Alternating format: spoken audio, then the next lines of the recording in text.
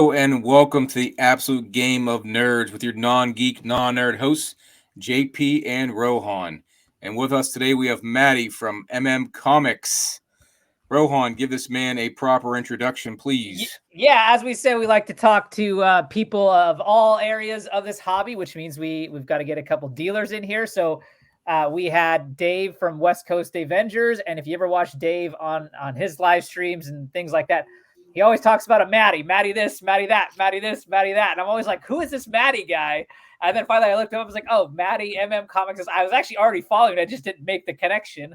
And I was like, let's get this guy on the show. So I reached out. He was gracious enough to join us today. So Matty, say hello. How you doing? Hey, guys. Good to see you. Thanks for having me. Glad to hear Dave talks about me so constantly. I mean, I'm no joke. I swear, every Matty this, Matty that, Matty does that. So he and I, yeah, I mean, we hit it off really fast in this kind of Instagram space. So we're kind of kindred spirits, both in terms of like we do similar things as dealers, and we also just like have similarly stupid senses of humor and stuff. So we just get love it. Yeah, and we're definitely going to get into the dealer side of things, but obviously. Yeah. If you're into the comics on the selling side, you probably came into comics at some point prior to that. So tell us, what is your origin story? Where did it all start? When did it all start? Origin story. Let's see. All right, let's go back.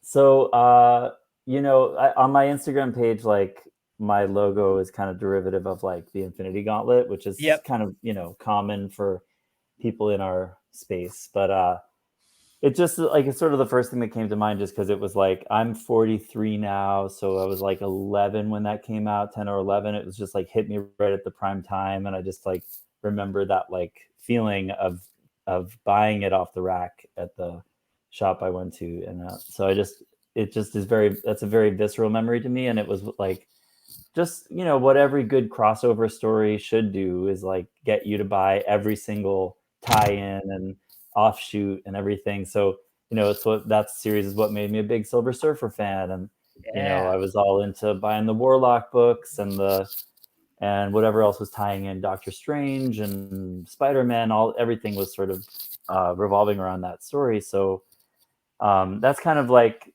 that was kind of in my prime comic time as a kid.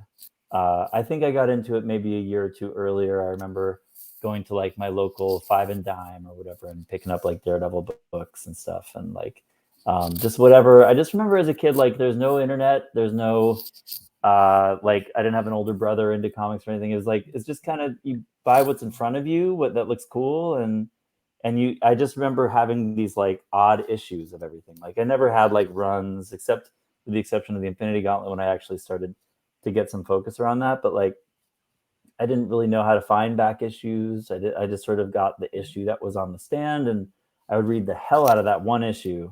And then I would like, so my collection was just like all over the place. And, it was a miracle there was anything of any value. I think like my most valuable book was like ASM 361, like First Carnage I happened to get for $10 at one point. And, and then like Ghost Rider 1 First Danny Ketch was like, hey, this is worth $20. Cool. Like that, like, those were like my big grails, in my original. I mean, we all come from a time when we thought X-Men 1 and Spider-Man 1 and Spawn 1 were like, these are going to take us to the rich house. Like, for sure. Retire on those books. Yeah.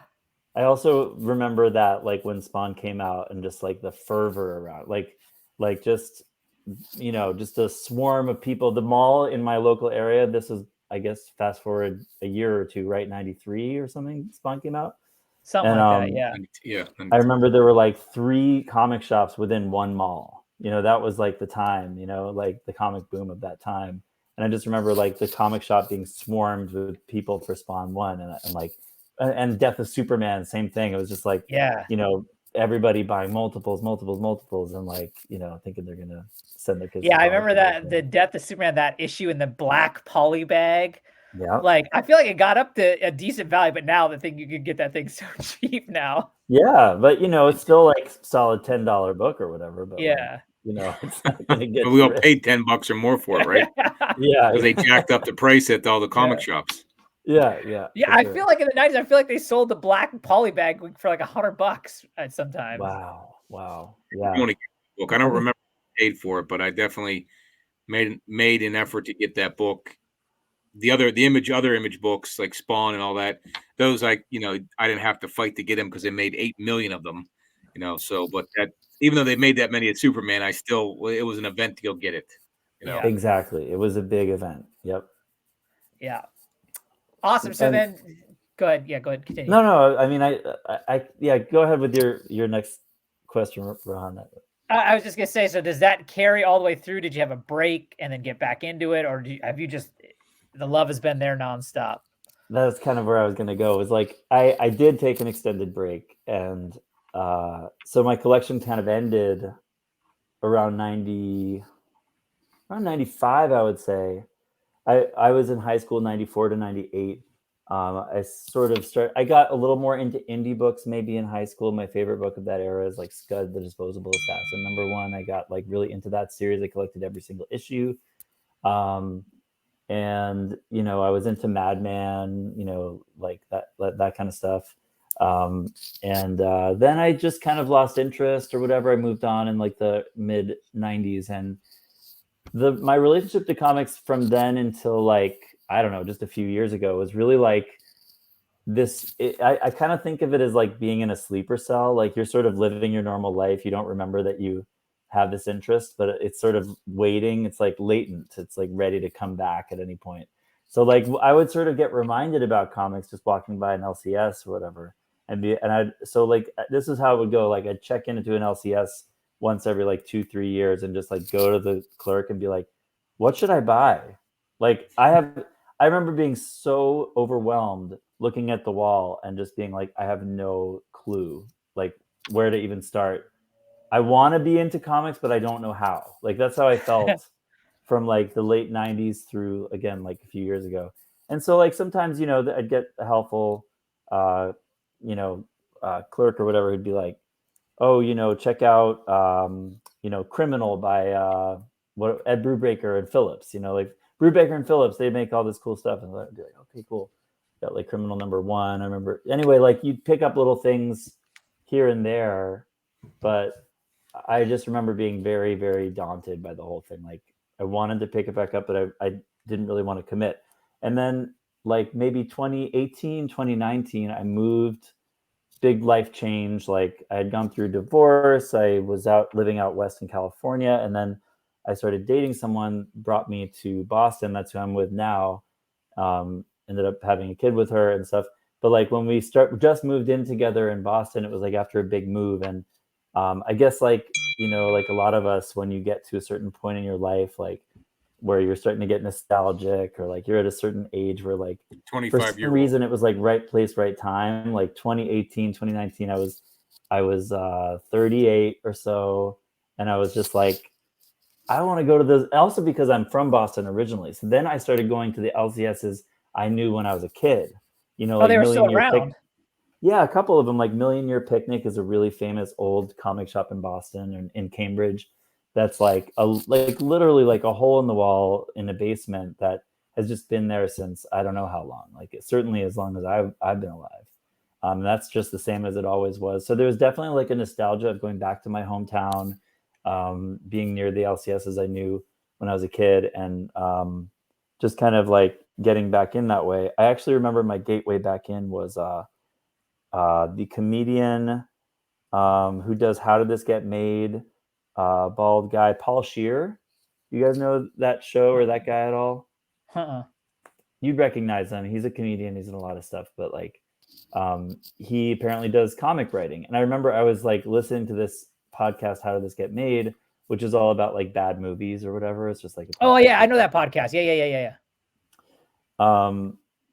With Jason Mantzoukas and Paul Scheer's wife, who's also a really funny actress.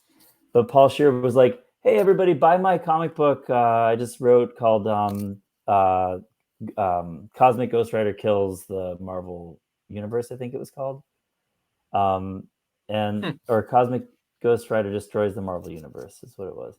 And I was like, "Holy shit! This guy who I think is so funny is writing comics. Like, I want to go get that comic." So I went to the LCS. I picked it up, and I was like, "Oh, cool! Is this that comic? Oh, Paul Scheer, cool." And then they're like, you know, it has some variants too. I was like, variants? What? Say what? They're like, yeah, there's like 5 different covers for it. And I was like, oh shit. Okay. All right. Well, yeah, let me get those too. And I remember being with my partner at the time, my current partner, and she was like, and I, you know, walk out smiling with like 5 different variant covers of this one issue I wanted to buy. And she's like, how much was it? I was like, $18. And she's like, oh, that's not so bad. And that was like the famous last words. It's like, it's not so bad. Like flash forward to like a year later, I've got like my 2 original long boxes of like childhood collection have ballooned into like 20 long boxes, or you know, however many boxes it turned into.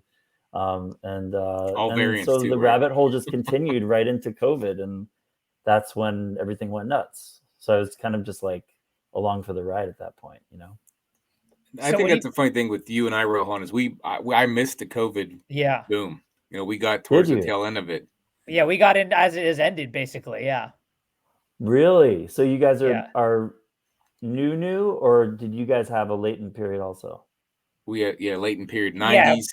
Yeah. 90s kids, all that good stuff in the 90s, and then I came back to it in. So now this is 2022 is when I got back into it, like spring of 2022. And you guys missed like the party, man. Yeah. I know, that's the thing is I didn't miss a Marvel movie throughout that entire time. Same. Interesting. Yeah. You know, but I mean, I had my first son was born in 2005. I graduated in 99 from college and got married in 03.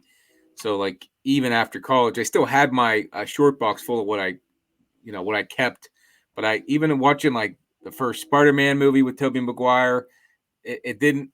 I may have looked into it, and I don't remember picking up anything specifically or getting back into it for a long period of time, like we did in 2022. Yeah, just to like follow like that first LCS I went into, which is that one I was telling you before we got on, that has just recently closed down for the guy retiring. I remember I went in there and I was I kind of like what you were saying, like I didn't know what to look at. I was just like, I knew the stuff that I grew up on, and that's what I kind of asked about. And then just because it was me and him, it's a small shop, and I just started, chit-chatting with them, and I was like, yeah, this COVID thing, because in my mind, I'm like, you probably weren't allowed to go to a comic book store. It was probably hard as hell for him if this is his full-time job. And I was like, man, that must have been really tough for you being closed. And he's like, dude, I've never sold so many comics in my life. He's like, I'm able to retire early because of what happened in these last. I was like, what? Really? He's like, yeah, everyone had money to spend and nothing to spend it on, and comics, the market boomed. I was like, wow, that's really interesting. And then as I more got into it, I saw, prices then and now, especially now, I can see what prices are now. And I'm like, wow, that really was. If you look on like GPA or Go Collect or whatever, and you look at those graded prices, there's always that graph that goes, whoop, whoop. Yeah. And what was crazy is like any market, that it can't go on forever, but you're like, is it a bubble? Is this just like a new normal? Like, no one knows, it's like any market. Now everyone's saying like, we're towards the end of our correction. We don't know. It could plummet to zero. Or it could go back up to where it was during COVID. We never know. Well, so I mean, I don't think comics. I know Swagglehouse does a lot about the comic, the Silver Age graphs and all that stuff. I love the finance part of things because that's what I do. That's the world I live in for the work wise. But the 90s were a lot of those peaks and troughs, but for the most part, it was peaks and troughs upward. So we maybe a slight correction and go back up, but you really need something to happen with DC or Marvel to movie wise to pull this, because I think people might be tired out from the collecting, still keeping it, but you're not going to get any new people in, until some type certainly of event. Not in numbers like we saw, not in the same, like if we had this huge influx, like I said, like all of us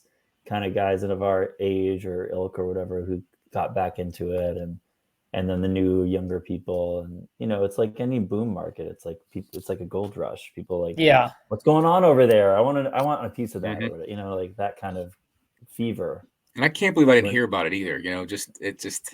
Yeah, totally. But it really does make sense for kind of our. So I'm 40, JP's in his mid 40s, so we're all in the same kind of demographic here. But it really makes total sense because the comics boomed when we were children in the 90s. Like it really peaked in terms of like what was out there. And then, we all grew up a little bit, got busy with, whether it be college or girls or sports or who knows what. Yeah. And now we're all at this point where it's like, we've kind of settled into probably our career of some kind, have a little disposable income, Yeah. maybe have had kids or just kind of looking for other outlets and things like that. And it's just like a perfect mix to like come right back in and be like, oh yeah, this stuff is fun. This is awesome. Totally. And that's what I mean. Like literally everyone we've had on the show for the most part is this exact demographic, 90s kids. Yeah. Back into it hard in their 40s, like getting after it. So yeah. Right. And it makes sense that all that stuff, a lot of the stuff that I remember the boom actually started, I'm pretty sure, with like Teenage Mutant Ninja Turtles specifically. That was like the first area of nostalgia that like went nuts. That sort of, if you can watch how, if you look at the charts or the graphs during COVID, the Turtles books. Say again. During COVID. Right before COVID, I think it was just before, or maybe right. Yeah, I think it was just before. It was just like this precursor to what was going to happen to everything. But yeah, Turtles went absolutely bonkers, and it was just something about the nostalgia, I think, of like wanting to recollect like our childhoods. Like if that stuff speaks to you, it's like that revolving cycle of what we trying to collect what we loved when we were little, the stuff you couldn't get, the stuff you lost, and stuff you hadn't lost, stuff you weren't allowed to buy, or your mom or dad wouldn't get for you, whatever it may be. Yeah, exactly. That's the thing. Do you do that with the toys though, or are you all comic related? Me, I enjoy some toy collecting. Toys for me are like, it's funny, I deal mostly in comics, so and I make my living on comics, so when I buy things that aren't comics, it's a little more, I guess, like PC, I guess. So like it's, so in a sense, like I actually do collect toys almost more than I collect comics, because comics are always like on the chopping block to sell. But toys are they just sit on the shelf, and I just, like having them or whatever. But like, I'm not like a big vintage toy guy, but like Turtle, they just mentioned, I was a Turtles kid, so I buy like, the cool like NECA Turtles, or like just awesome figures that come out as they do. Oh yeah, I was big into Turtles as well as a kid. Who's the burglar looking chipmunk or squirrel? What's his name? He's talking about Splinter? He's in a burglar outfit. Crash or something. He looks like a squirrel, but he's in a like a jail outfit. In Ninja Turtles? Like black, yeah. Scarce or Scratch, or he's in black and white. He's a very hard one to find. That it's just by itself is $1,000 toy, just the character, not even with the accessories. I have no idea who this is. Whoa, this sounds like very obscure. You guys don't watch Froggy Flips? No. I think his name is Scratch, but I'll look it up real quick while we. He's definitely in the Turtles universe, you're saying? Yep. And he's not one I would have even known to look for. And a burglar squirrel. Scratch. He looks like a chipmunk. Here he goes. You sure you didn't dream this? Nope. I've never seen that in my life. That is so weird. Never seen it. And that goes for $1,000? Yeah, look him up on eBay. Scratch. Current bid. No one bid yet, I think, but $1,300. Jesus. Yeah. Isn't there like a He-Man figure that's kind of like that? Like there's like a super rare He-Man. There's a super rare He-Man that it's like you remember when He-Man had if you punched him, his chest would move and he'd have a mark on it. Yeah. There's another one that was like battle armor, but like some type of special weapon that came with him, and that one's hard to find too. And again, he's worth more from what I understand as long as you have all the pieces. Okay. Whereas this Scratch, you just find Scratch is worth it. And without any pieces. The one I'm thinking of is called Faker. Does that sound right? Like there's like a character named Faker that's like a really on He-Man? Expensive He-Man, yeah. Huh. I collected He-Man as a kid too. Like so yeah, the big nostalgia points for me are like the toys I collected, He-Man, Turtles, G.I. Joe. And G.I. Joe I didn't really touch that much, but I still have a soft spot for it. And then with and then there's all this Nintendo stuff. Like anything NES is like directly hard lined into my nostalgia veins. It's just. See, are you buying graded video games then? What? Oh, I buying don't buy graded? I buy like some complete inbox games. Like Nice. some, I do like I have a tattoo of Little Mac from Punch Out right here. Oh, nice. Oh, nice. Yeah. You can't really see his head there, but like, so I collect. I think I have like 5 copies of Mike Tyson's Punch Out, like complete. I loved that game as a kid. I loved that game. Mhm. Even number 2 with Mr. Dream? It was like a big white guy. Well, Mr. Sandman, and then maybe it's Mr. Dream. I think that was what the name was of the main guy, the top guy in Punch Out 2. But they're both awesome games. I just love I remember you'd have to figure out the combinations of where to hit there was the fat guy you'd hit in the belly. I know, and you have to either read Nintendo Power or hear word of mouth how to figure it out. Like it was just like a mystery. Yeah, totally. Speaking of Nintendo Power, I just recently got issue 1 for the first time of Nintendo Power. You mean that one that in the 9.8 sold for like 120,000? I guess, but mine's nowhere near a 9.8. Yeah. It's like I think that there's only 198 on it. There's only 198 on the census, and it sold at Heritage. I think it was like a couple months ago now for I think it was like $120,000. I believe it. That thing is, I mean, it's like by nature, it's trashed. It's like every copy is trashed. Well, yeah, because you're sitting there looking through it, and you're looking at the cheat codes, and it's a magazine. Like it's literally just no one's collecting those. Yeah. At that time. So take us back a little bit. You said, oh, your partner said, oh, that's not too bad, and you're then ballooned up to, you said 20 long boxes. What were those? I mean, you just talked about buying variants. So is that what you started collecting again, or did you just collect vintage stuff, or what were you collecting when that collection ballooned? I mean, okay, so I'm taking us back to probably late 2018, early 2019. I'm like, I get the bug. The bug bites me bad, and I'm like, I want to look at my old comics because I recently moved, so the comics are top of mind because they're if they're buried somewhere in a place you've lived a long time, you don't think about them. But if you just had to commit to moving them somewhere, you're like, now they're out, and I've just committed to hauling this across the country. What's in here? So I start learning that, and and then I have a cousin who lives in Oregon whose name is Aaron Myers, and he is a lifelong comic fan, and he's sort of like me but with no late period. He was just all the way through hardcore comics, just he has probably one of the best comic collections in the country. I'm gonna hazard to say he's a very serious collector, and you should interview him sometime. His name's his Instagram handle is AM Comic Sales. So my handle is completely ripped off from him, and because he basically showed me the ropes early on, and he was just sort of if you want to sell, don't use eBay, last resort, use Instagram. This is what I do, blah blah blah. Oh, I do follow this guy. He's got a very he'll be close to you. How close are you to Oregon? Me? I mean, Oregon's 3 hours away. That's not bad. Yeah, he's in not Olympia, but no, sorry, that's Washington. He's in Eugene, I believe. Yeah. Okay. Yeah. But so he told you don't buy from eBay? He said don't sell on eBay. If I'm trying to flip or whatever, don't use eBay because they take 10%. And I was like, why not? And then I tried some eBay and I was like, this sucks. And then I just stayed on Instagram. And I remember just buying a new comic and that I thought was going to be worth more, and then putting it on my Instagram page and watch it just sit there and nothing happens. And I'm like, damn it, this isn't working. Aaron, my cousin, steered me wrong. What the hell is wrong? And then I just noticed so that there was a live feature on Instagram.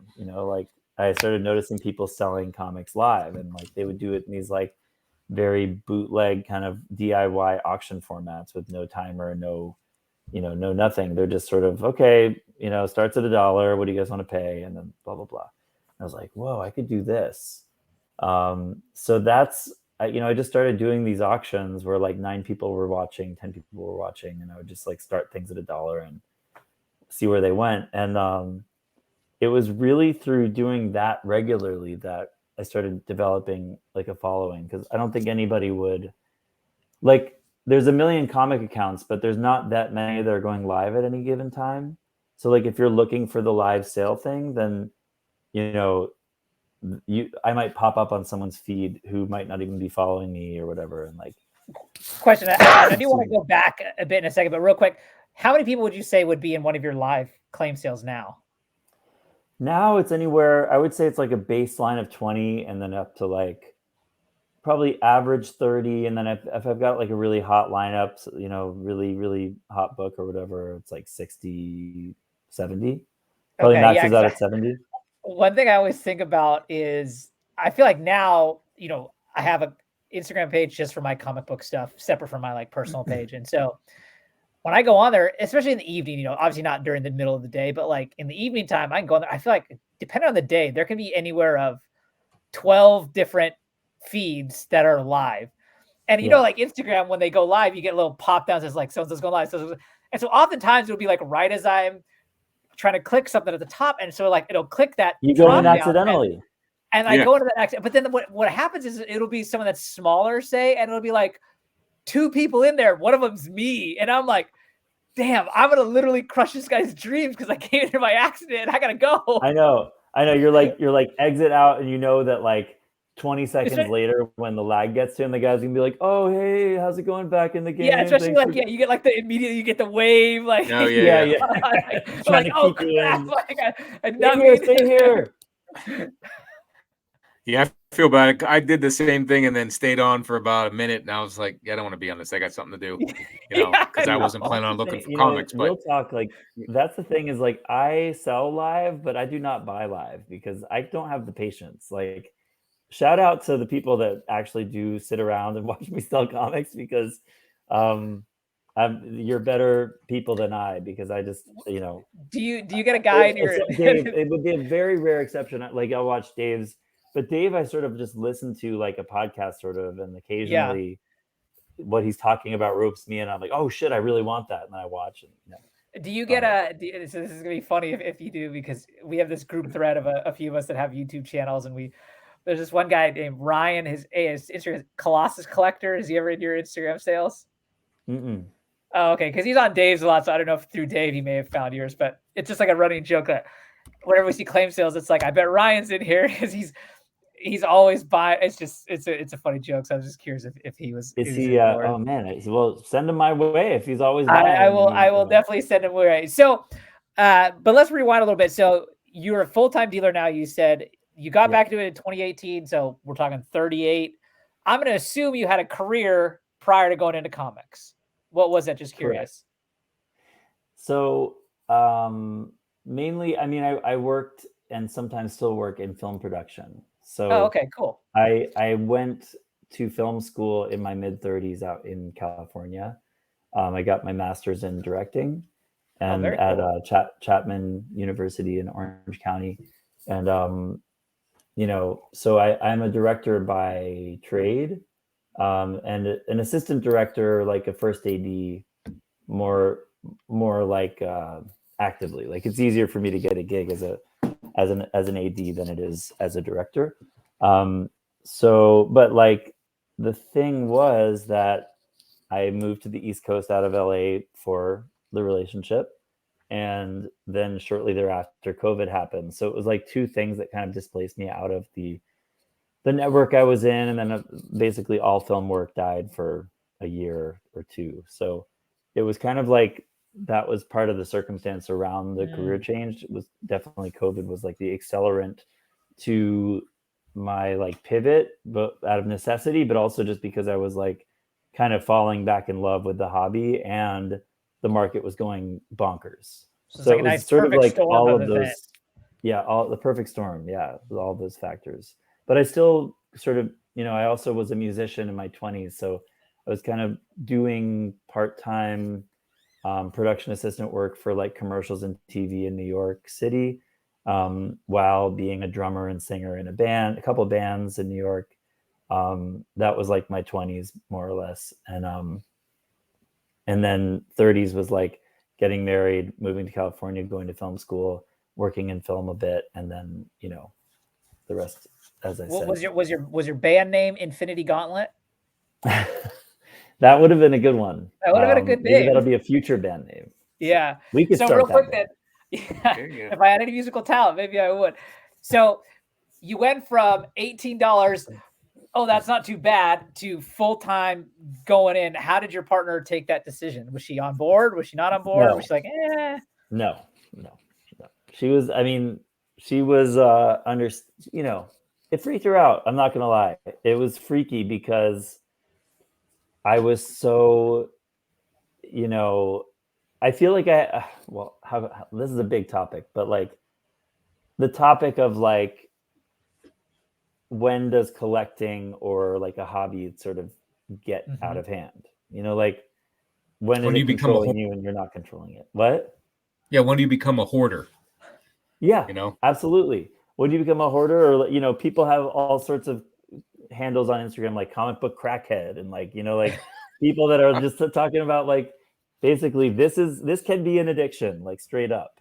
And believe me, as a dealer, I sometimes feel like a drug dealer because a lot of the people that buy from me can't pay, can't afford it, are dodging me, being shady, promising one thing, not doing, and only recently have I been like, I think I'm being a little too nice about this. Sometimes I have to start blocking people because they're really stringing me along and not keeping their word and stuff. So there is kind of a bit of a dark underside to it, and I can say that from personal experience because it sort of felt like I didn't have control over it for a long time, and I think it was sort of like I had to legitimize it by becoming a seller because there wasn't really like an excuse otherwise. Because it was that growth period of like my collection and the market and the hobby was exciting, but also sort of like scary because it was like my partner was like, "Are you changing your career now? Just tell me, are you doing this?" And I was like, "I don't know. Like I don't know what I'm doing." But the thing is, like during that time, it was especially confusing because like how when we were kids we thought we'd buy those Death of Supermans or those Spawns and become rich. Well, Yeah. this was like fantasy, role playing of comic collecting, because you could buy something off the shelf, and next week it would be worth 5 times what it was. Like it was really crazy. So it really encouraged that speculative pull. Like it rewarded that speculation. Like it was very alluring to like speculate, but this is going to get hot because of this and da da da. So I made a lot of good decisions in that period of time, and I made a lot of shitty decisions. Like I wasted a lot of money. I bought a lot of stuff that would never sell that I'm still sitting on that I don't know why I bought it. You bought like 30 Eternals #1 9.8s, and you're like, yeah, baby. You're not too far off. Dude, I found a collection in Somerville with my buddy. Hey, I do still have a 9.8 I can't sell.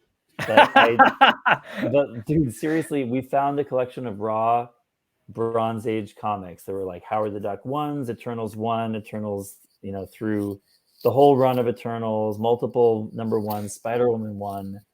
All of these minty bronze comics that all graded 9.6 and 9.8, and like we were just blowing those out like right into the speculation of Eternals #1. But I was left holding the bag because I submitted to CBCS during that time. Oh, when they got lost? No, CBCS took 14 months to turn the books around, and I completely missed the movie. But I ended up with a 9.8 CBCS that, while it was being graded in the 13 months it was being graded, went from being like $3,000 to like $500, like in that time. That's a gut punch. Yeah, that's a gut punch. So talk to us about collections. When we had Dave on, he was like, I have this process. I wake up, I check OfferUp, I check Facebook Marketplace, I do this, I do that. Like, what is your process of finding inventory that you're going to sell? Okay, so this is definitely a work in progress for me. I'm not the master collection hunter that Davey is. For him, it's like part of his bread and butter. Like it's his, raison d'etre. It's like it's his main grind is like finding collections, which I totally respect. And I wish that I had taken a page from that book a little earlier. I'm actually trying to get more into that now. I feel like I, for better and worse, have sort of acquired inventory like a collector with that sort of speculation mindset, or that sort of, I'm going to buy this one comic because it's a good deal, or because I think that it's going to be worth more in a couple months or whatever.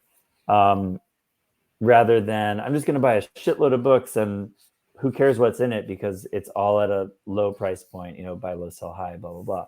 So it's not to say I've never got good collections. They do come up sometimes, but it's just now that I have a kid who's almost a year old now, and like the availability factor of like Dave can go to yard sales on weekends and network and just go. He's sort of like a total free agent. He does it. He lives and breathes it 7 days a week. I can't really do that. So it's more like, I'll check Facebook Marketplace. I'll check, I have Craigslist alerts, Facebook Marketplace alerts. And then those come up with things here and there, but they're usually not like, they're not a lot of old books. I think that I come up with a lot of like, copper and newer stuff. But it's hard to find like a true decent collection with like bronze and older. You know what I mean?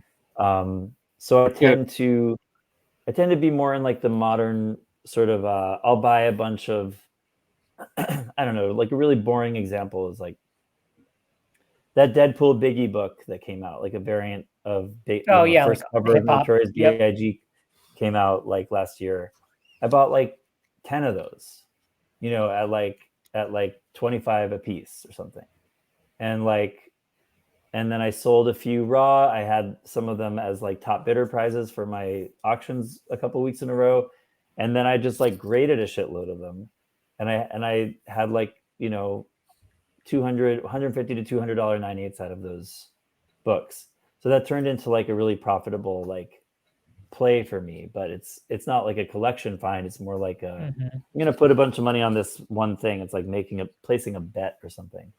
That's there's a lot of that high volume, sort of low risk acquisition type of stuff. And I do a lot of grading. I press and clean myself. So there's a lot of like going for those 9/8 things. I'm a little bit of a cross between, if you talk to Dave and Manu, I'm a little bit of a cross between both of those guys, where I like the collection hunting and the sort of old book stuff that Dave likes, but I also do pressing and cleaning and sort of like looking for those 9/8 candidates and, trying to bump up graded books and finding opportunity in that world too. How long have you been pressing the books yourself? I learned how to do it probably 2-3 years ago. Not that long after I got heavy back into this stuff. It was sort of having the experience of like using pressers and being dissatisfied like again and again. And it was kind of just like a learning process of like I feel like I'm getting this book back from the grader, and I feel like I'm seeing defects that should have pressed out but didn't. And one time I got into it with a presser. Like I gave him like very, very gentle feedback, like not like being public, like on his forum, or like just talking to him privately. Yeah, just privately, like texting him, being like, "Hey, question, like, what do you think about this?" I'd send him a photo or something. I've heard something about reversion. I've heard things about, do you ever try like humidity, or do you ever like? Because I was starting to research it, myself, to be like, what do people actually do? What are the methods? Because a lot of pressers try to keep it kind of secret and like, it's sort of tricks of the trade or whatever, or like what they're doing. And I'm like, so how many times did you press it? Did you use a tack iron? Did you try this? Did you try that? And he started getting really defensive and really like, and he blocked me. Like we were like, I have very few enemies in this space, and he's one. It's like one of the pressers I didn't like. And I mean, I wish him the best. I didn't mean to offend him, but I was sort of vindicated. I felt when I learned to press, when I actually bought my first press, I was like, son of a bitch. Like, A, this isn't that hard. And B, like, I was right. Like, the things that the problem with getting other people to press your books is that they're not pressing their own books. They're being paid a per press service. So yes, why did they? Yeah, I was gonna say, like, that you would to I also think too, with that, like, relative to the amount of people collecting that want to grade books or whatever, there's still I'd say a very small number of pressers. And so almost any presser that you find has like a 6-week lead time, let's just say. So they're all busy. And so like time is money to them. So it's more just like get them in, and like, especially if they're shipping straight to CGC, by the time it all comes through, you may not really remember. And I'm not trying to like call these pressers out. Like there are absolutely some fantastic pressers out there, but like 100%. I totally get what you're saying. It's just like, to them, it's just like, it's not their personal collection. It's a time money thing. They got to move and groove on these books. And honestly, like, I've only really sent in one grading submission, and I used a presser, and I wasn't super thrilled with the results myself. And you know, compared to what I'd seen on YouTube videos or whatever. And, you know, I haven't really found a new presser since, but I haven't really tried. But like, no, I totally feel you on that. Yeah. And I think, like, I'm sort of, I'm a little bit of a perfectionist. So when I do press books for other people, I try to do it like they're my own books. So like, if it's not coming out in the first press, the defects or whatever, I just go straight into a second press. If it's not coming out with a second press, I'll talk to the person about it and be like, hey, like, this thing that I thought might improve isn't improving. Like, it would take more work. I would probably need to charge you more. It's a little bit like a mechanic working on your car. It's like, if you know, oh, this thing didn't actually get fixed the way that I thought it would, it's going to be a more expensive fix. Do you want to proceed? Like, that's the kind of communication that I feel like I wish more pressers had. I've literally only used 2 pressers, 3 if you count like CCS, like the CGC pressing service. But like they're good guys, and they're like good at their jobs. It's just like you said, it's a volume game. They're not going to consult with you on every little thing. But I just have this sort of ethos of like, whether it's perfectionism or pride or whatever, it's just sort of like, I want to do my best, and I take a pleasure in, like, I thought this was a 9.8 candidate, and I can make it a 9.8. Like, I have a pretty good track record with that. I do pre-screen submissions that regularly come back like 23 out of 25, 24 out of 25, 25 out of 25. I'm not like the kind of guy that's just like, oh, whoa, I don't know what happened. Like, 12 rejects. Are you pressing beyond the inventory you're selling? Like, do you press for people then? So I have experimented with like pressing for pay. Recently I took a guy's 25 book submission. He's like a local guy, and it just like kind of crushed me. Like, I can't do that kind of volume. It takes too much time, and it doesn't pay that well. So I was just going to say, like, if you're charging what, 10 to 20 bucks a book. Yeah. I take multiple hours on $10 bucks for a modern, like a quick press, and like $15 if it requires like cleaning or like a second press or any more detailed work or whatever. And that's what I mean. So if I have one press, and the way I do it is like 15 minutes one side, 15 minutes on the other side, and then let it sit overnight. Yeah. So you have essentially 24 hours used on that one press. So now you need 3 presses or 4, right? $100 a piece, $200 a piece. Sure. You're getting 10, 20 bucks a book, you know, so you got to do enough volume to make it worth it. And then if it doesn't come out the way you want, like, it's kind of like, I'll just send it back to you and just keep your 20 bucks. Like, I don't want to piss with this any longer. I'm not going to get it. You know what I mean? So you like, exactly. It's almost like a loss leader if they're going to come to you to buy your books, and then I'll press them too once you buy them, maybe. You know, that's what I ended up doing. That's where I am right now, is like regular customers know I would say I have like a stable of like maybe 5 or 6 regular customers who regularly get books pressed and submitted through me that they've bought from me. But like, I'm not going to have them ship me books and add them to These the are like, order. they Like, claimed them on your claim sale and they're like, hey, Matty, I want you to just press them, send them to CGC, and then ship them back to me when they're done. Correct. And I'm like, I can do that because they're not like, we have a relationship already. They're not gonna, they understand it's not my first priority necessarily. I'm gonna get to it when I get to it. But it's also like it's part of like my brand, I guess, is that you know how like some dealers will be a little bit wishy-washy about grade, like they'll be like, Oh, Oh, be yeah. like, oh, it's high grade. Yeah. Oh, nice sharp book. Yeah, clean copy. Sharp My book. favorite line. And I'm a conservative grader. It's just like, when I hear that, I'm like, okay, let me take I always grade off. undergrade. Always Yeah, I always undergrade. undergrade. Like, and it's like, no, Yeah, okay, and then here they we just go. say everything's VF near mint, and you're like, okay, is it? Like, Yeah. what is it really? And then there's people who like are super specific. They call their shots. A lot of the bigger claim sale, dealers will sort of be very specific. Like, this is a 9.6, this is a 9.2, and I'm not exactly that way either. But I do, when something is a modern book that I believe is a 9.8 candidate, I sell it as a 9.8 candidate. I always tell people that. And so it's sort of when my regular buyers hear that, their ears prick up and they buy it. And then they're like, can you do that one for me? I'm like, no problem. So it's you like submit the it books for that I've them. already sold that way. Like, that's the thing, is like, I take a lot of hits when I sell a book as near mint, and I tell them exactly why I'm saying it's near mint and not a 9.8 candidate.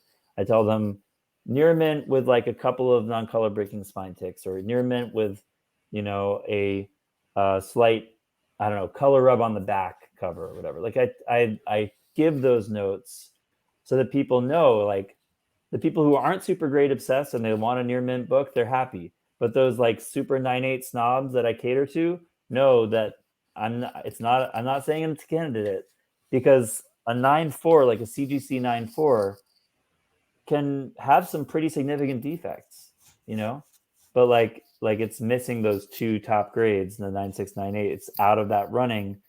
Sure, it's near mint, but it's a 9.4. You know what I'm saying? Like, oh yeah, near mint is considered, I think, 9.4, whereas your near mint plus and above are your 9.6, 9.8. So when I exactly. see when I see that, I'm not as in.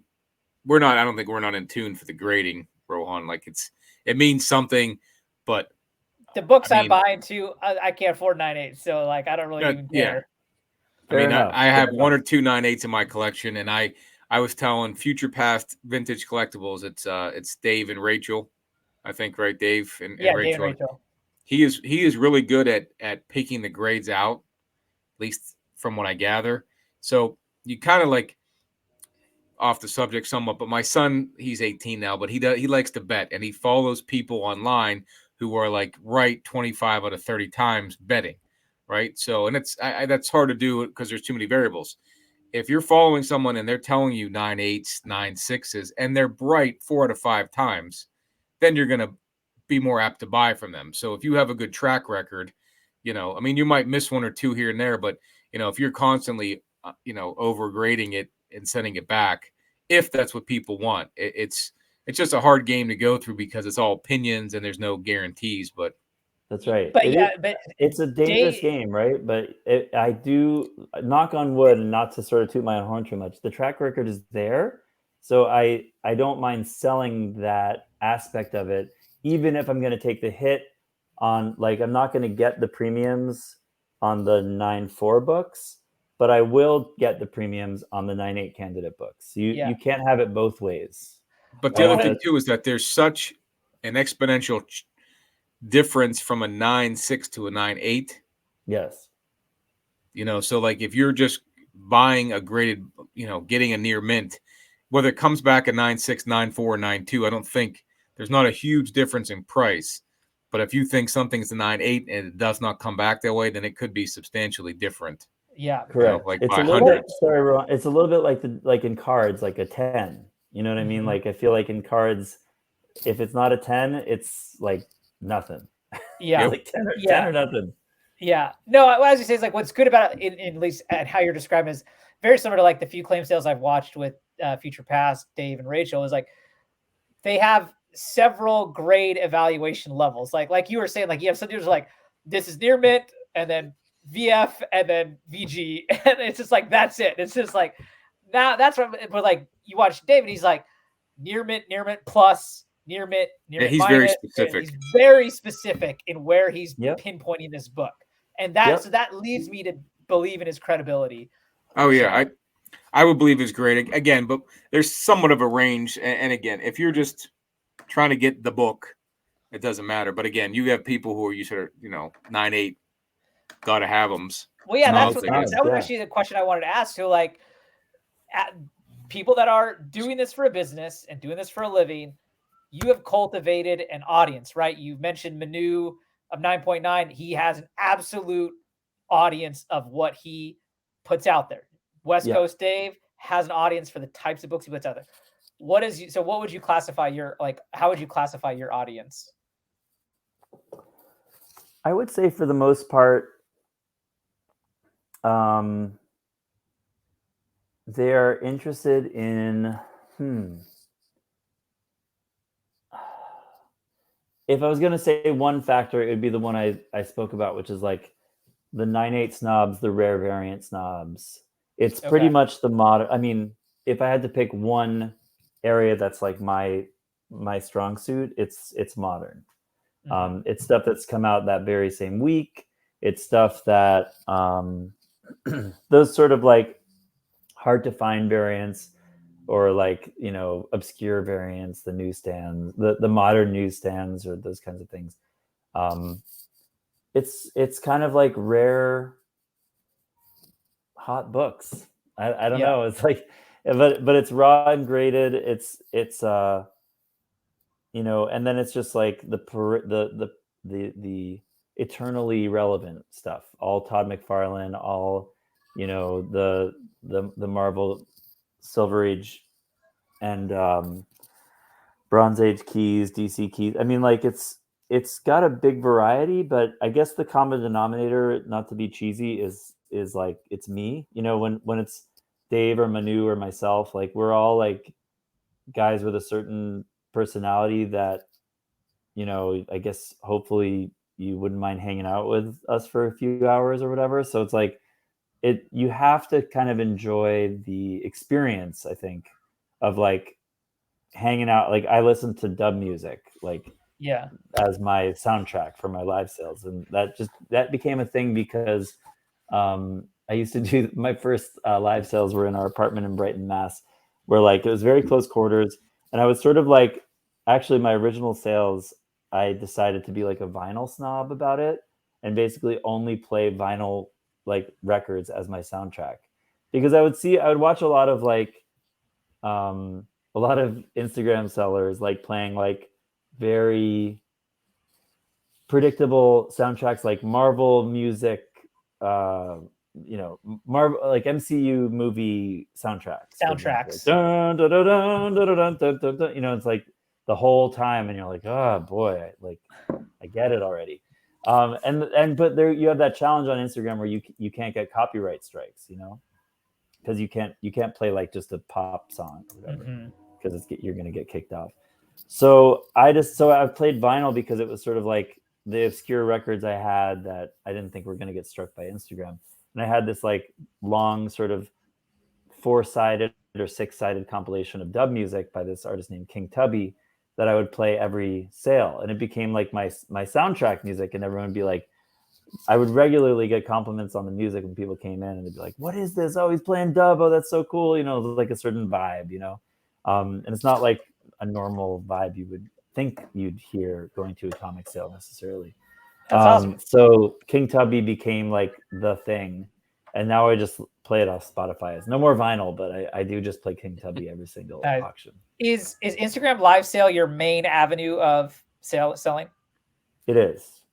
Yeah. How often? Like, are you once a week, twice a week? What is your schedule for that? I'm every Thursday night. once a week. Every Thursday night, once a week. Occasionally, How long I'll do a second sale. Like I'll do a double header if I want to blow out a lot more, or Okay. I need to make some extra money that week. I'll do Thursday, Friday, or Thursday, Sunday, and then like this past week, for example, like I'm this is a work in progress right now. Like Thursday is the fixed sale, but I'm trying to figure out how to kind of grow my sales around that. Like I'm not doing necessarily the same numbers I was doing during the comic boom, for example. So like trying to figure out, if I prep like a full short box, and usually sometimes it's 2 full short boxes of books for a sale, like I'm lucky if half of that has sold by the end of the sale.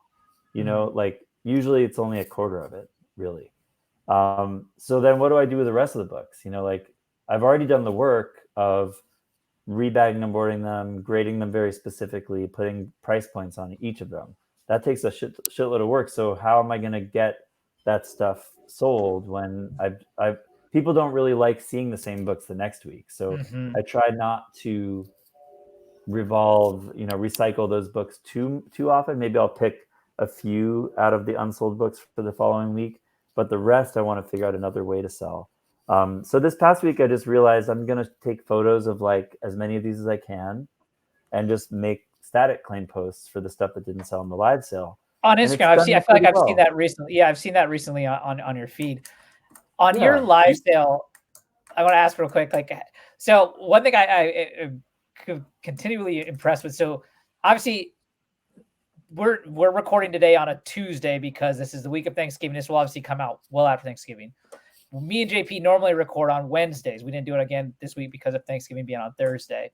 Yeah. And Wednesday is when Dave does his main live sale. And one of the things last time I talked about, I was like, dude, I have, we usually start at like 5:30. He starts around the same time. So he starts, we'll do this 90-minute podcast. We'll get done. And then sometimes I'll just like jump on to just see what he's got up there.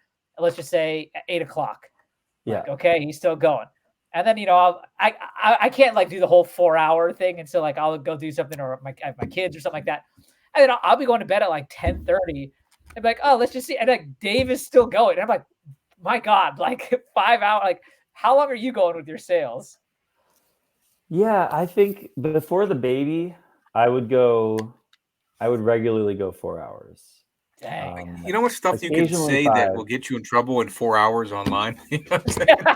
That's the only thing I'd worry about. Like just you don't know what you said, and it's so many out. I get in trouble just for an hour and a half sometimes. So I don't know. I think it's relatively like I don't know if this is the right word, but like ephemeral. Like it doesn't. You can save the video and people could screen record it or whatever, but it's like a fart in the wind. It's gone after the stream is over, Yeah. But yeah, I definitely get a little bonkers sometimes, and I think people do actually like it when I get a little unhinged. I'm not like a lot of live sellers like drink or smoke while they're selling, and I probably would have done that like 7 years ago, but I'm like 6 years sober, so I don't partake. So I just like get loopy off of sleeplessness or tiredness, or right now I'm just beating a That's cold. probably when you got making deals. That's why people like it probably. This is you get like a little slap happy, like a little tired, and so one time I got like 2 Monster energy drinks to like get me through and I literally went insane. And people still remember that particular sale when I was on Monster. Dude, you should use that as like marketing. Be like, if you want to have like a blowout, so like let's just say you have a bunch of stacked up inventory that you got to blow through. You should just advertise it as like a double Monster claim sale, and people are like, oh, here we go. Like, dude, that's a good idea. Yeah, I don't have to actually drink it. I could just crack it and then drink my exactly. You already said people still recall that show. You have a ton of back stock that you've got to just get out of the way to get in new stuff. People are like, oh, this is where he's going to go for big, good deals. Like, this is it. Yeah, I think that's your marketing. I did that one time when I was like, I'm always sort of behind the 8 ball when I'm prepping a claim sale. And I sometimes don't have my shit together in time to like make a full preview or whatever. I think I did in the week or 2 after that Monster sale. I just like took a picture of a Monster energy drink and I was like, this is my preview for tonight. Yeah. Yeah, that's brilliant. Now, I guess you got to be careful that, maybe Monster doesn't see that, but otherwise, I think that's awesome. Yeah, I mean, they should endorse me. Yeah, They there you should. go. They got like Sean White and some skydiver and Matty. Yeah, Oh, crazy. Yeah, exactly. It's like the car salesman commercials from the 80s, telling we're liquidating everything here. It's and I don't know if you follow Mint Hunter Comics. Yeah. Mm-hmm. He's in Philadelphia, so he's East Coast, but he does like need a new car live sale type stuff, or and try to move it that way. And he has as many followers as you do. I mean, 55,000 followers. You're definitely going to have whether you do the static sales or you do the live sales. I think you get a lot of eyes on those books. For sure. I had at one point 1,000 followers just for fun. I got my account got hacked. I'm down to 500, and it's like dragging on to get them to back to 1,000. And when I post a book for sale, it's like crickets, I tell you. But eBay, I can sell quickly something, but I can't get rid of anything on. Or buy it now. Do you let do it sit both, there, but mostly buy it now. And stuff moves on eBay for you. Yep. I mean, I know it's got. I buy books like at auctions or auctions, flea markets. So I might buy it for $1, sell it for 25, and I don't mind paying the fee because I know it'll sell there. And I've tried to sell them for less on Instagram, and I get nothing. So no, I mean it's not like the fee is the be all end all, like the reason I stay away. It's more like I don't know what it is. I actually do want to put more stuff on eBay. I want to diversify the channels. I just want every opportunity to sell is another chance to make money, so I think I need to have more stuff sitting on eBay. I'm actually starting my own website, like a Shopify store, so that eventually people will be able to order new books through my website and new comic book, like new comic. Okay, yeah, got it. Correct. Like before final order cutoff, if they want to spec on a book or whatever, they could put an order in for 15 copies of something and order it through my shop, and I'll send it out with their weekly order or whatever. So that's all gonna be part of the website. So I guess it's kind of like it takes time to list stuff, to take pictures and make the whole description. Yeah, you need 12 to 15 pictures of each book, every it's corner. So for eBay, I feel like it's an investment of time I don't really want to make. And whereas if it's my own website, I feel like I can sort of control that. And that's the investment I want to put my time towards, is building an inventory on my own website, I think that on your own website would make most sense because you have that many followers and you just put the link on your IG account and they'll go right to it. Where even when I put the link from my eBay store on a sale or on a post, I don't think I got anyone to come over, but I'll sell almost every other day or every day on eBay, which I'm not trying. It's not my living. So I don't, it's just putting books up I find to try to sell, to buy the one I wanted, Yeah, so absolutely. I go in the wild and find something like, I don't know, like Alpha Flight 1. I don't really want it maybe, but I wanted to get, Hulk 377, right? So I can sell that. I found it for $1 to get the other one, type stuff. Absolutely. Yeah. The collection paying for itself, as it were. But I wish it would move much faster on Instagram. I just don't have the followers or whatnot. I think, like I said before, I feel lucky to have the following that I have now. It's not only just having the followers, because I'm not trying to brag here or anything, but my Instagram page has 3,000 followers. I've put books up for sale and they have not sold. But I think it's more of a function of you got to have that large of an audience, but also that audience is there for the sales, right? Yes. The people but you have to have testimonial. Like I bought from Rohan and he shipped it well, and you know what I mean? And that's all built into having that audience that is there for that. The people that follow me aren't following me for sales. It's just because of books I post or whatever, right? And so when they see a sale, they're they just scroll right past it.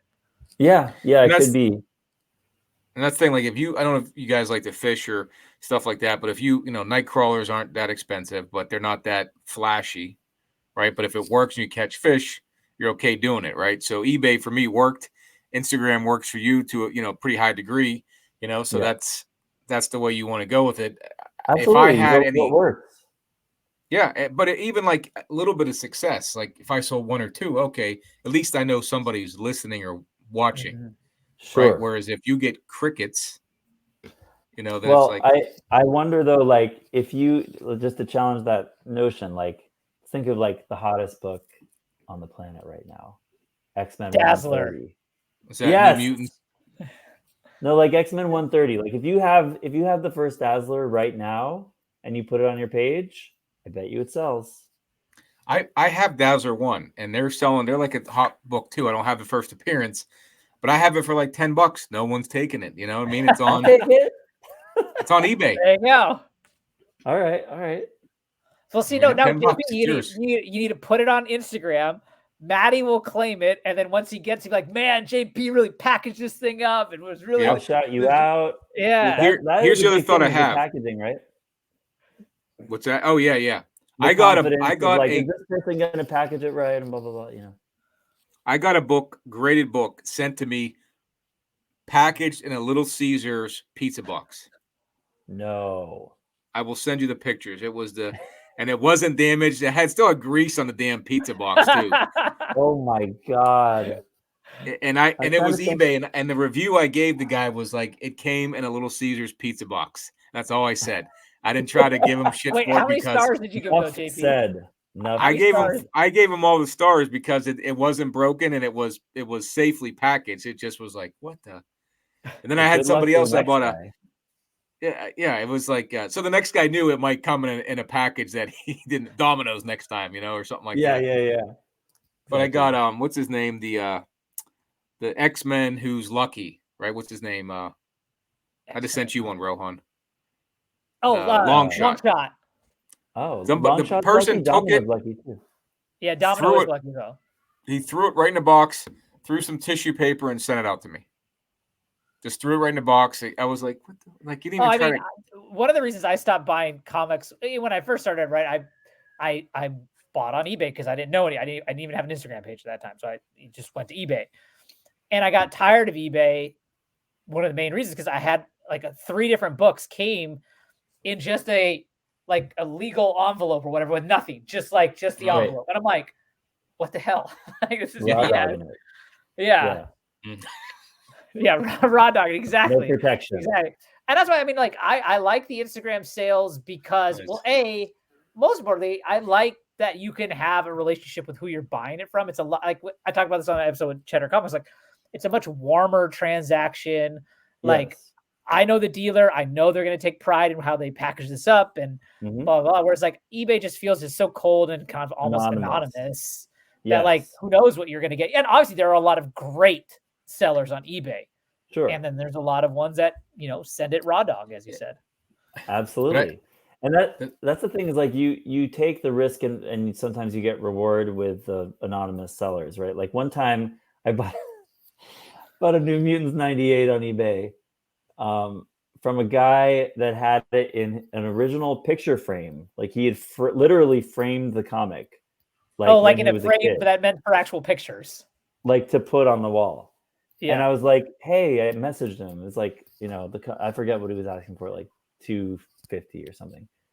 And I was like, hey, like, can I get more pics of the book? Could you take it out of the frame? He's like, it's not coming out of the frame.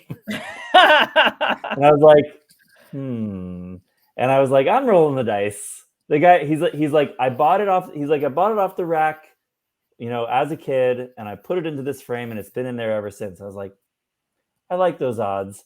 And I went ahead and bought it. And sure enough, I sold it to a guy and he got a 9.8 on it. Really? Nice. Yeah. I thought you were saying like when he said it's not coming out of the frame was like he like glued it into there. So it no, he was like, I will not take it out of the frame. That was a 9.8 New Mutants newsstand then. I believe it was a direct. Okay. But still. It was a direct. Still like. Wait, I gotta ask, how much did he sell you the picture frame New Mutants 98 for? Like $250, maybe 200. Okay. And I think I sold it to my guy as a 9.8 candidate for like $450 or something. At the time, I think 9.8s were a little less than they are now. I think they were like 900 or something, and now I think they're like 14 or so. Yeah, they're like 12 even to in 1400. even I in feel like. direct. But yeah. Yeah. So sometimes like you take those risks, but you get a vibe that like this could work out well. You get bad pictures or whatever, like sketchy looking seller, and you're like this might scare other people away from what might end up being a great opportunity. Yeah. You know, if my favorite is on the way to my house. Right. Well, it was in glass. I mean, you had a good chance. It had extra, might crack, but it was well preserved. It was protected. Unlike, it wasn't raw dogged. So it was. My favorite one is Facebook people who don't know what they have, and they're like, show a comic and say, still in the package. And it's like, oh yeah, it's in the goddamn bag and board. It's not in the original package. It's like that. So crazy. This tape will come off. This tape will come off. I know, dude. It is so weird what people don't know who don't know comics. Like people who are so intimidated by the concept of a bag and board that they cannot open it. Like it's wild.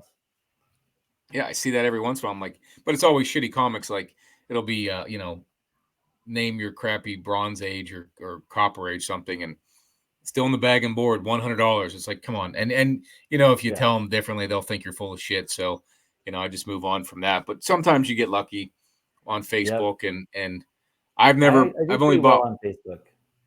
I do better when I go and meet somebody to buy it, as opposed to I've only bought one book from Facebook and sent money because I don't really trust Facebook because there's not a whole lot of protection unless you do goods and services. There are like comic book groups within Facebook that that's what I've where used. People sort of established sellers do these sort of like reply auctions or reply claim sales. Yep. Those guys are pretty good usually because they're like they are in a grind of it. They do it all the time. They have more like a reputation. But if it's just like a one-off listing on Marketplace, it's much more sketchy. Yeah. Matty, since we're talking about this, do you have a way that you price your books? Like, is there a process that you have? Sure. I mean, to be honest, it's really like I use a bunch of different resources. I use eBay, last sold, or like eBay sold, but also especially if it's like a little bit more rare or graded, I also take into consideration what is currently available on eBay. I like to think of that as the floor price. And I got that concept from my dabbling with NFTs on Vivi, which, Vivi's what got me back into comics. Vivi's what got me back into comics. Yeah. I still have all my comics on Vivi. I just don't bother to open that app anymore. It's like, I never got the money out of there. And I'm like, I'm over it. I don't really want to think about it anymore. But I was really into the idea for a while, and it was a fun little bubble. Yeah, it was fun while. Yeah. It's just funny. But I did. Go ahead. I was gonna say, a reason why I asked is just, especially now that you said that you're posting more static sales on your feeds. Like, I sometimes like, and I never like, I don't ever want to like dog anyone for a price they have, but sometimes I just like, again, just like we were talking about with the cons, like today I'm scrolling, I see some guy, he put a ASM1 high grade, but it's the golden record reprint. And he even says it in his post, ASM1 golden record reprint, $8,000. And I'm like, bro, who has paid $8,000 for the golden record reprint? Like, you could buy an actual ASM. And I just wanted to be like, what world are you living in? Like, how are you not getting laughed out of this place? Like, oh my God. Yeah, JP, I don't know if you said, I sent it to our group thread. I was like, look at this guy, $8,000 for a golden record reprint. Nice. And then he was like the pair, because he kept calling the book and the record as the pair. And he's like, they're rarely found together. It's high grade. I'm like, it's a golden record reprint, bro. You're not going to get $8,000. Was it both of them, or he said the pair? The pair. Well, that's why I was confused. Like, I was assuming like, is it an ASM1 and an ASM1 golden record reprint maybe? Right. And like, I kept swiping through the pictures, and it's like, no, the pair was the golden record reprint book and the record.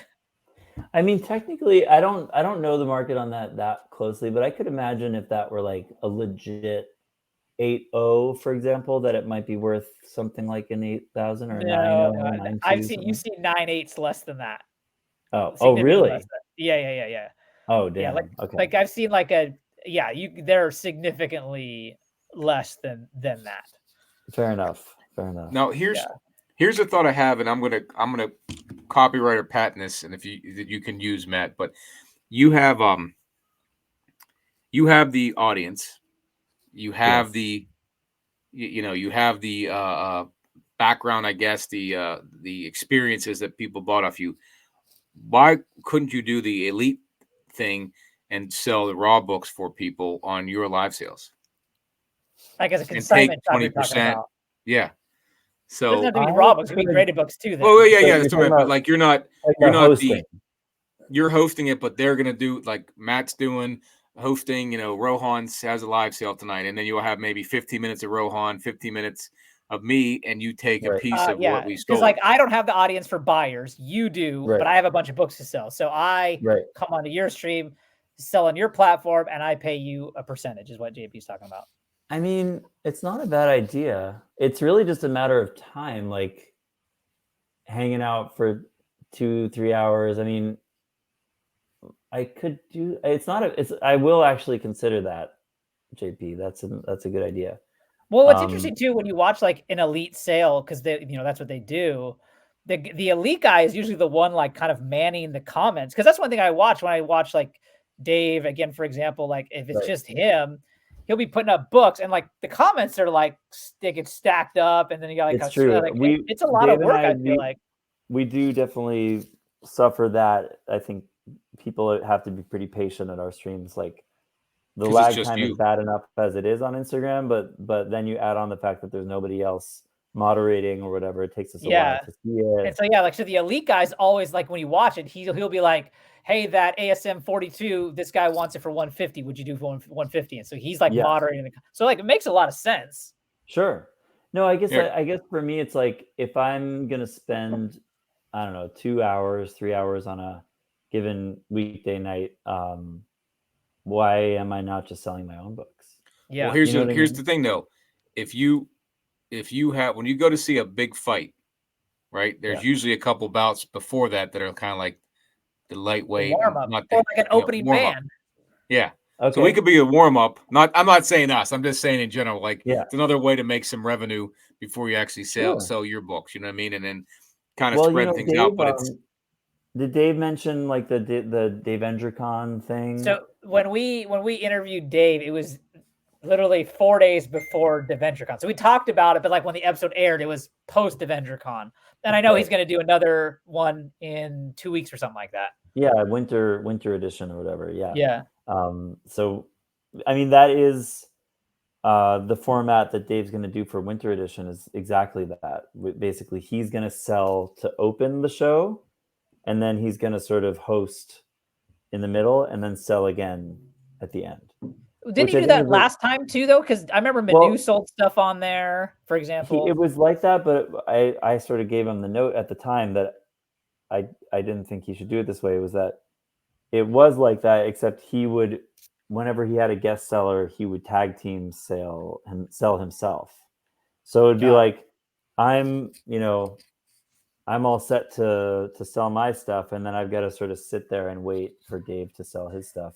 And it felt a little like, why are we doing it this way? Like, you do see those claim sales where they have like this split screen, and there'll be like 4 walls of books, and I'm like, I don't even know what they're talking about right now. Which book is up? And if you come in halfway through, you're like, but if you did it as took a percentage of it, or you had it like you opened the show with a sale, had 2 people come in between, they could act as your comment screener, and you would do the same, or the other guy could, and you can just like get your wall ready for the next set. Because you're the main act. I could do a MattyCon. I could do a MattyCon basically. Yeah. No, it's you have because you have the following that's just hard to find, you know what I mean, or hard to gain quickly. So you can do it. You have to pay to do it. I've seen IG, advertisements, Instagram advertisements to get your followers up with you having it. You can monetize that in a way that, you're selling other people's books. But again, why not just sell your own books? But If you can just plop it on, and me and Rohan go back and forth selling, and he checks my comments, I check his, and you just kind of sit back and drink your monster beverage and then get ready for your big live sale at the end. You know what I mean? You got everyone revved up. So that's a good idea. I've also done like commission sales for people who actually send me their physical books before. I actually got started in my early days. I had a buddy who was local to me in the Boston area. His name's Mike, and he just had like a bunch of that sort of bread and butter stuff that I guess I became known for, as like the modern sort of hard to find variant type of stuff.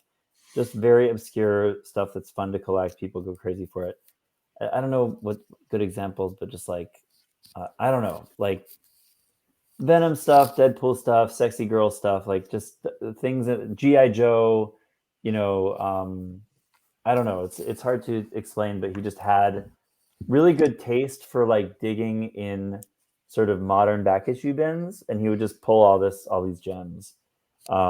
He had a good relationship with the store near him. Anyway, he would just give me like an entire short box of books that were ready to go, like beautiful bags and board. He was total like OCD, like perfectionist.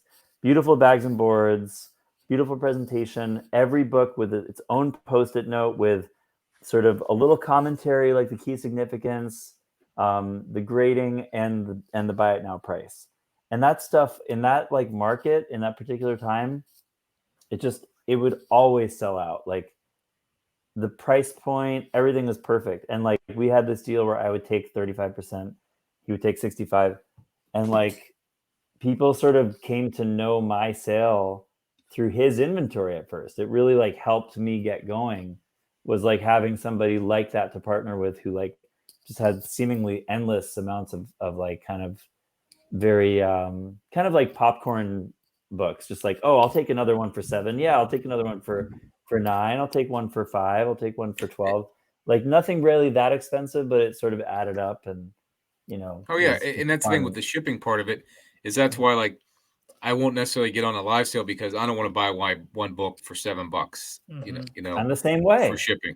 So but then if you don't have 5 books or 4 books I want, and I wanted the one, I'm like, gosh, shit, I really don't want to pay an extra $7 for the book I got for a pretty good deal. But now add the $7.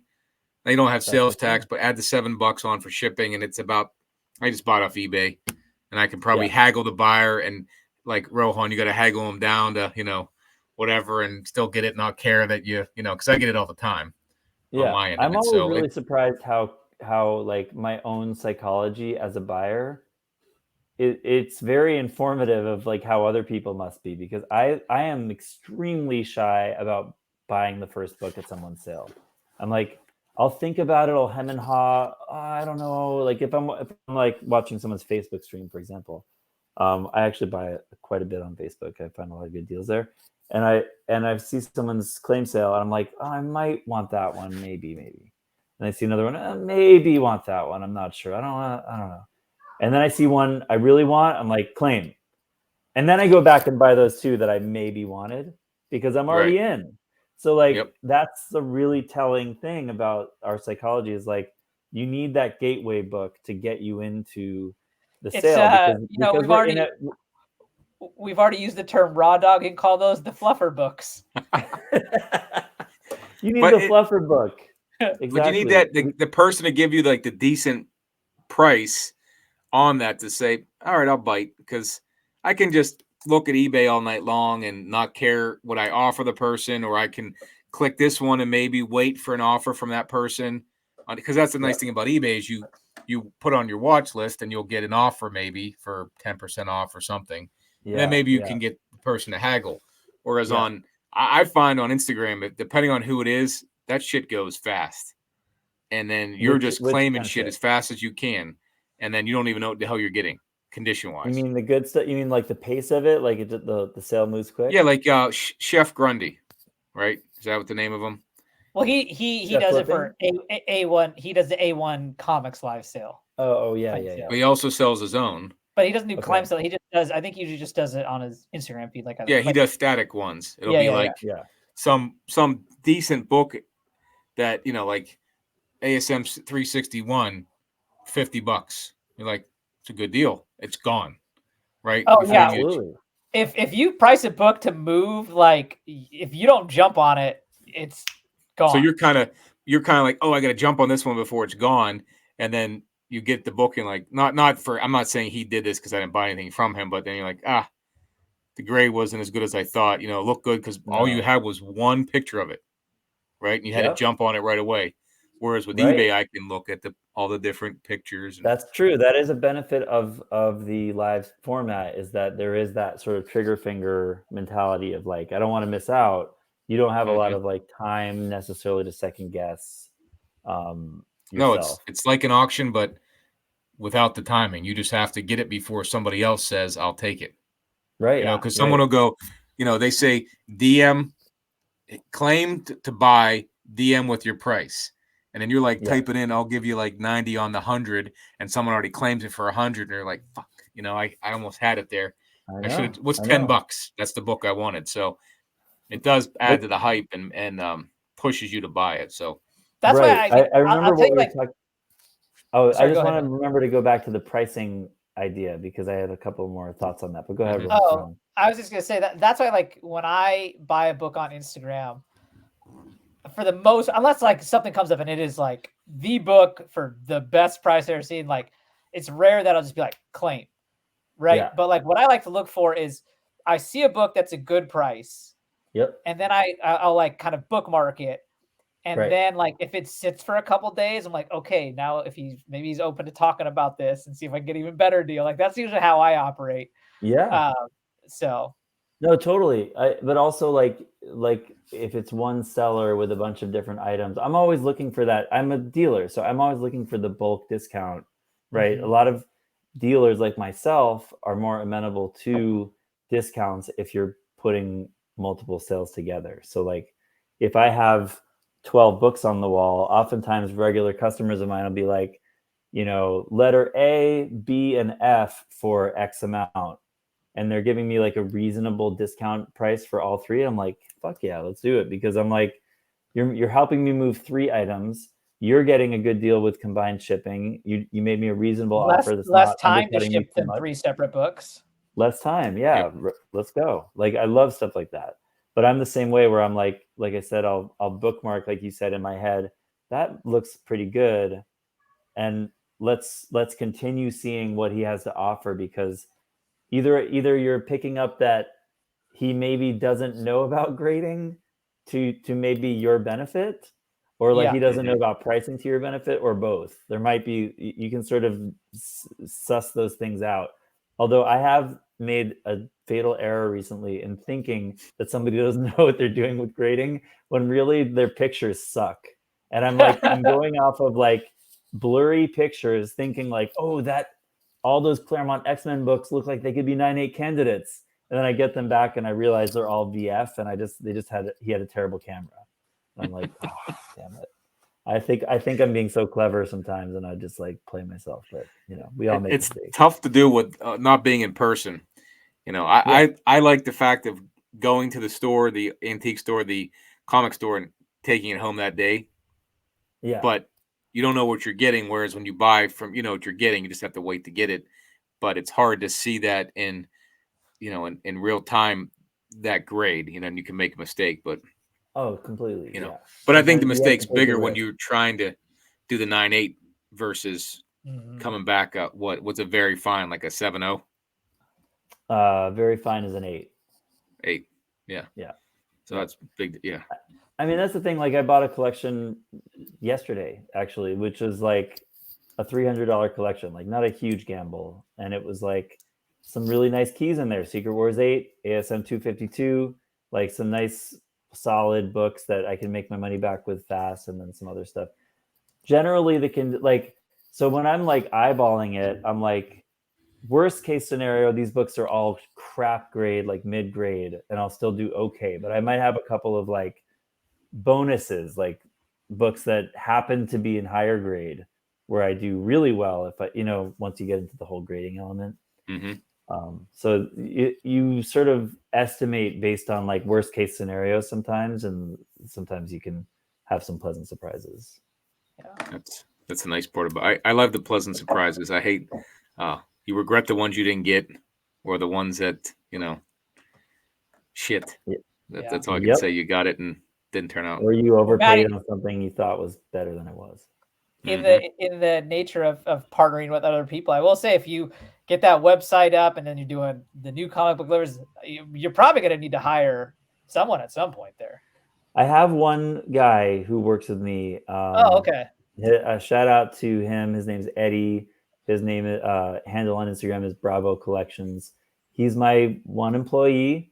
I actually, long story, had a second employee who stole a bunch from me, and that was very painful. But yeah, I have had to have workers with just the operation as it is now. But I think I need a second probably sooner than later, especially with the website and just trying to get more stuff processed and sold than I'm able to do on my own. Yeah.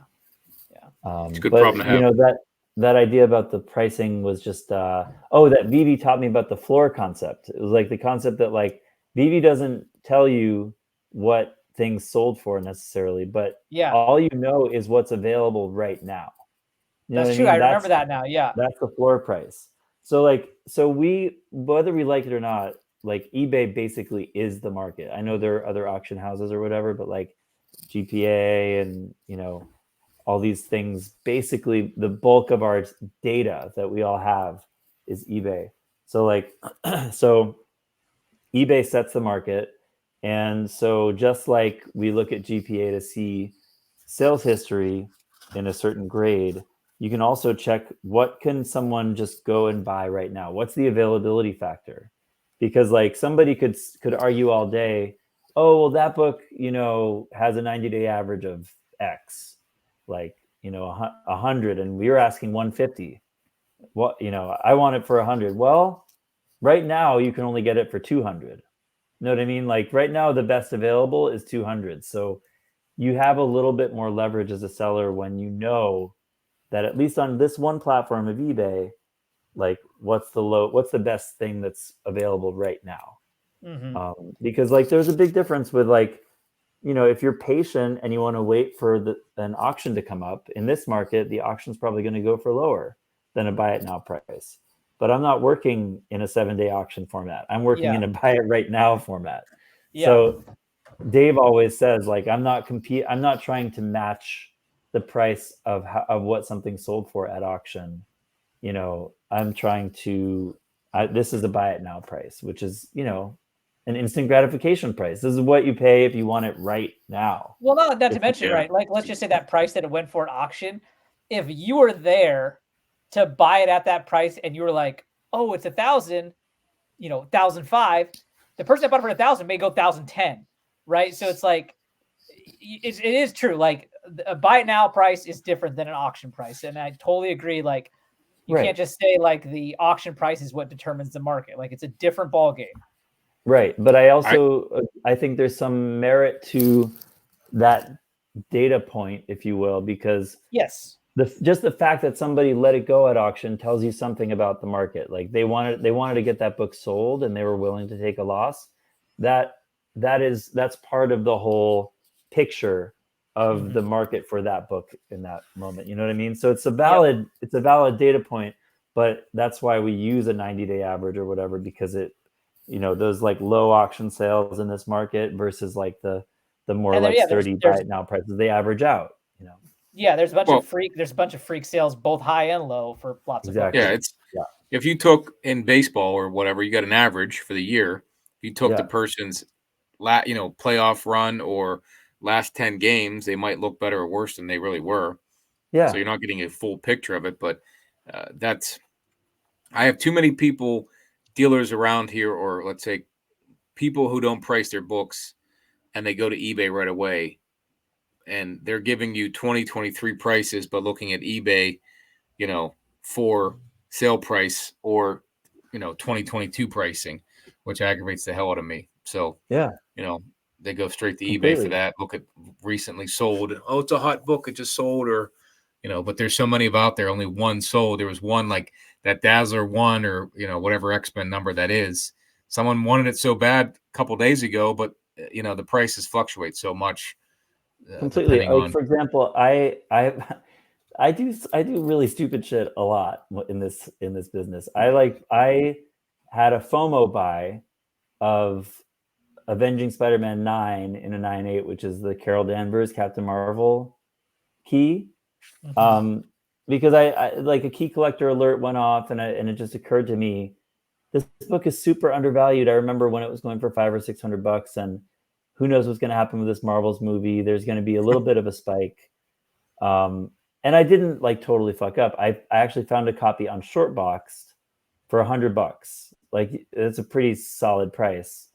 Like, cause on eBay, you know, the 90-day average is like 140. So I got it for like 115 shipped, and it was a custom label, which is nice. And then I, you know, offered it for sale on the week of release. There were some sales going off eBay at like 175. I offered it for like 165, didn't sell it. And then I missed the boat. Like it was a 1 week window to make a little money off this book, and I totally missed it. And I ended up selling it this past week for 130. So I made $15. All right. Yeah. It's not worth it. It's not a winning strategy as a businessman. For sure. No, the best strategy are the people that have been collecting for you like 2018 and still have that book that just pops, and you got it for nothing. You know, now all of a sudden it was some obscure character or whatnot that you got for $5 or even less, and now it's worth, you know, $200, and that's where you make all the margin. You know. Yep. But I do, because I do a weekly sale, I do chase books a lot that like I know people want that week, you know, and I think that has served me fairly well. I do traffic and FOMO, and I am also a victim of it myself. Yeah. So next I'm sure you win more of those than you lose, obviously, right? Probably. Hopefully so. That's and you would still be selling them. Next week, Matty, you got to do the double monster sale. All it is X-Men 130s, baby. Oh yeah. I keep coming into that book. I am a Taylor Swift fan, unapologetically. And I want that book. Like I when I look at that book, I see Taylor Swift on it. Like it actually, she's become that character in my mind. So but I'm also like, I keep buying it and selling it. I'm never gonna like actually keep it. I will tell you, I mean, there's some fan mock-ups of her as the character. They look great. So she's already a superhero on planet Earth. I mean, she's like the most powerful pop star in the world. Totally. Well, Matty, this has been awesome. Thanks for coming on. Why don't you tell everybody again, just real quick, where they find on Instagram, you know, if they want a book for it, to give us the details, and we'll put it all in the description. But before we head out, why don't you tell everyone? Great. Well, I'm really happy my last words were about Taylor Swift, and that's how I want you to remember me by. We're just going to play that clip. I am on Instagram at mmcomicsales, as it says in the handle right there. And I do live sales every Thursday night there on Instagram. I also do the occasional claim sales, static claims and whatnot. I also am on Whatnot as MM Comic Sales, but I'm on there way less frequently. I have a YouTube channel, MM Comics, and soon I will have a website called mattyscomics.com. Love it. Nice. Love it. Well, thanks, Matty. And if you ever want to do that consignment live sale, you got your first canvas right here. I'll definitely be watching the next live sale just to check out what you got. So yeah, let's do it. This is pre-recorded, but I won't be live on Thanksgiving, but I will be doing something for Black Friday, Cyber Monday kind of stuff. Right on. All right. Well, thanks everybody for watching. Make sure you like, comment, subscribe, and we will see you all on the next interview. Peace out, guys. It's a lot of fun. Take care.